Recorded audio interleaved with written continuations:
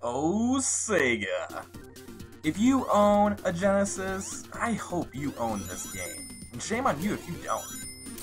Sonic the Hedgehog 3? Oh, it's so good.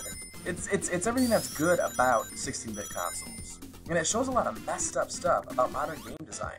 I mean, just think about it. We have huge design teams with hundreds of people, millions of dollars, and yet there is no Sonic game that has matched Sonic the Hedgehog 3. I don't get it. Why not? Just look at the variety of the things that you were doing in this game back in 1994. You had gigantic, non-linear levels with tons of secrets, tons of items.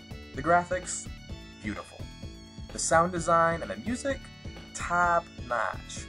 The difficulty curve is pretty good, and the bosses are pretty challenging and a lot of fun. On top of that, you had real co-op. I'm not talking about where two players would each take a turn beating a level. No, you had co-op. You'd plug in a controller, and then an extra player would play as Tails. And Tails could even pick up Sonic and take him to parts of the level that were normally inaccessible. And that's pretty cool. You know, it might be hard to believe, looking back, but the Genesis was actually running the Super Nintendo into the dirt. I mean, Sega was doing a lot of advertising at the time. The Genesis was the cool console. It really wasn't until Nintendo got a hold of Donkey Kong Country that the Super Nintendo began to pull ahead of the Genesis. And interestingly enough, Donkey Kong Country came out in 1994, the same year as Sonic the Hedgehog 3.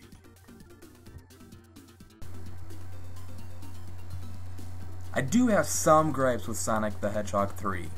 The chief among them being that there are too many set pieces. The snowboarding scene towards the end of the game is probably the biggest culprit, but there's a lot of other parts which take the control out of your hands and make you do 20 loop-de-loops in a row, or ride a tube elevator, or run away from a bomber. They're cool, don't get me wrong, and I'm not really upset about them, but it does foreshadow all of the nonsense that Team Sonic ended up doing with the later Sonic games. Another shortfall of Sonic 3 is that there aren't as many levels as Super Mario World or Donkey Kong Country. The levels in Sonic 3 are longer, they're bigger, they have more secrets, but in comparison to the overall amount of levels, the other games are bigger, so that's a downfall of this game. Another thing I don't like is the difficulty. Sonic 1 and 2 were both challenging games. Sonic 3, it's a cakewalk in comparison. The traps, they're still dangerous, but the enemies, they're pillowy. They're not a challenge. They're not dangerous. I really wish that Sega would have made enemies more menacing like they were in previous games. My favorite level is probably the Ice Cap Zone because of the difficulty. It has enemies that still surprise you. And on a side note, I do like how the music is pretty obviously influenced by Michael Jackson, which, according to rumor, he actually helped produce a lot of the music in the game. But during the 1993 child molestation allegations, Sega wasn't too comfortable associating themselves with the Michael Jackson name, so there's no official connection between Sonic the Hedgehog 3 and Michael Jackson.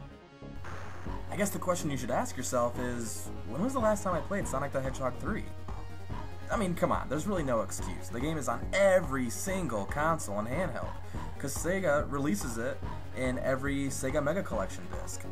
So go back and play the game, and reminisce about the time when Sonic was good, when Sonic was actually praised instead of being laughed at, when Sonic was about platforming, not about speed running through highways and linear paths.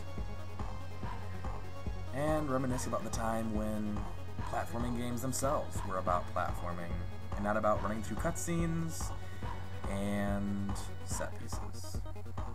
Oh, Sonic, we miss you. Thanks for watching. Please visit our website at dedicatedtogamers.co.uk and join us next week for another video review of why the classics are better.